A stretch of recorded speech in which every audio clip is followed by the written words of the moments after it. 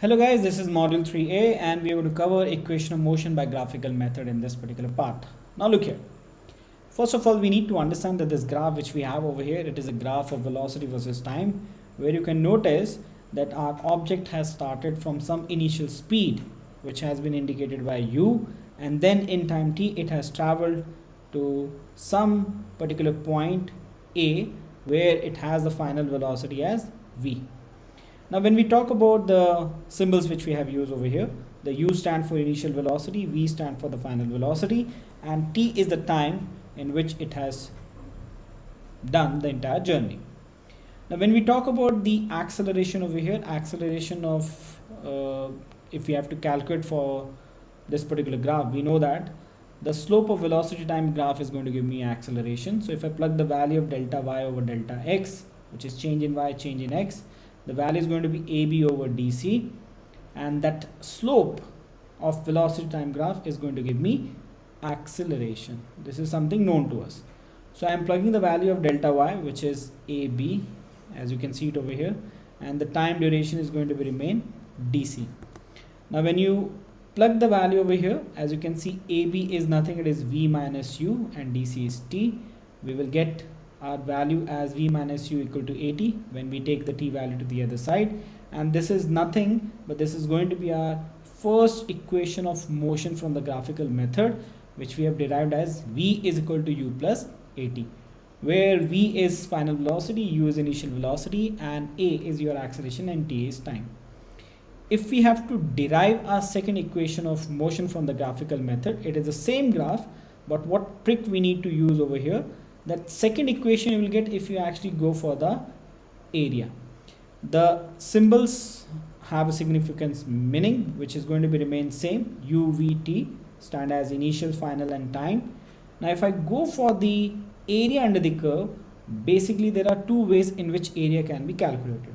The first thing which I am going to do over here, I am going to calculate the area, because I know that velocity time graph area, if I calculate, I am going to get it as displacement. So I am going to calculate the area of a triangle. As I can see over here, ABD is a triangle, and then I am going to calculate the area of a rectangle, because I can see that ODBC is a rectangle. So both the formulas are known to me. So when I write area of triangle ABD, which is half into base into height, you can see your base is BD and the height is AB. Area of a rectangle is OC multiplied by OD. You can see both the things in the graph. When I plug the value of BD, which is time, OC, which is time, and AB is nothing, it is the change in velocity, and your OD is nothing, it is your initial velocity. So when I plug all this value, now what I need to do, I am going to simply use that from the previous expression I got my acceleration as V minus U over T.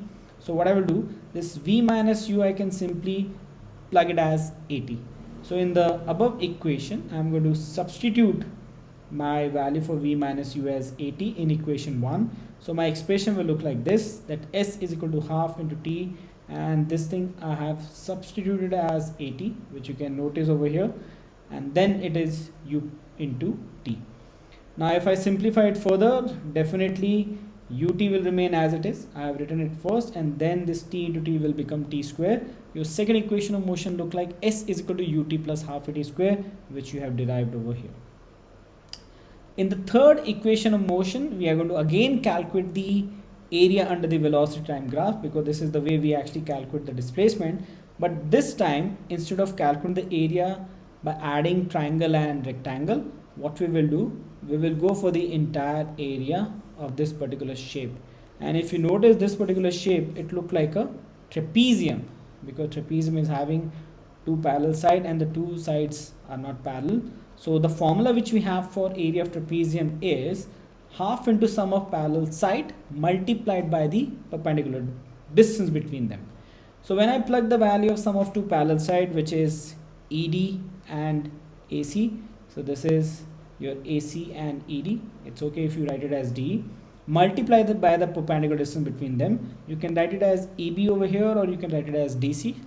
Now if we plug the value over here, we need to understand that AC is nothing. AC is your final velocity V, and DE is your initial velocity U, and DC is time.